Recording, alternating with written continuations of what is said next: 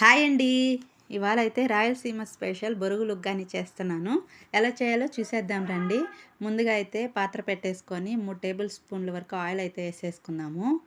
Oil heat ఎక్కిన తర్వాత ఆవాలు, జీలకర్ర కూడా యాడ్ చేసుకుందామండి.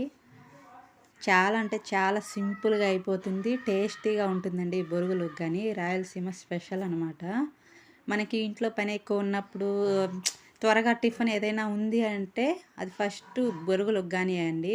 చాలా త్వరగా అయిపోతుందనమాట. పొడవుగా కట్ చేసుకున్న టమాటాలు, పొడవుగా కట్ చేసుకున్న ఆనియన్స్, పచ్చిమిర్చి అన్నీ కూడా ఆవాలు చిటపటలాడిన తర్వాత వేసేసి కరివేపాకు 2-3 రెమ్మల వరకు వేసేసుకుందామండి.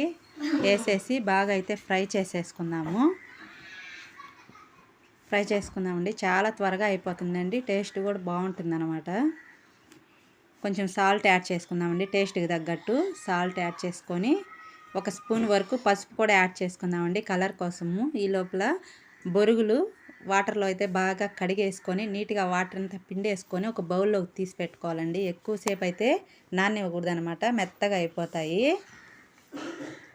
ముందే అట్లాగా వాటర్లో అట్లాగా వేసేసి ఒక 3 to 4 సెకండ్స్ అలా ఉంచేసి పిండేసి పక్కన వేరే బౌల్లోకి పెట్టేసుకోవాలండి. ఇట్లా మొత్తం అంతా ఫ్రై అయిపోయిందనమాట. ఫ్రై అయిపోయిన తర్వాత ఇప్పుడు నేను చూపించే విధంగా బొరుగులు అయితే ఉండాలండి, పొడి పొడిగా ఇట్లా ఈ విధంగా ఉంటే సరిపోతుందనమాట.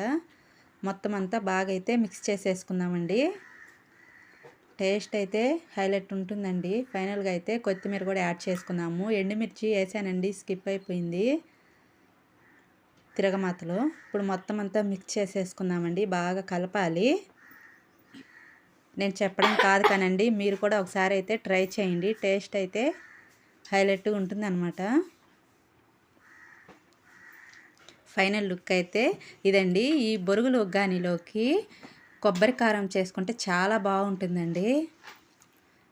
ఇట్లా ఫైనల్ లుక్ అయితే ఇది బొరుగులు ఉగ్గాని కొబ్బరి కారము. ఇట్లా ఈ విధంగా అనమాట. మనకి చాలా అంటే సింపుల్ మెథడ్లో త్వరగా అయిపోతుంది. వన్స్ ఒకసారి మీరు కూడా ట్రై చేయండి. ఎలా ఉందో ఒకసారి అయితే కామెంట్ చేయండి. Please subscribe. బాయ్.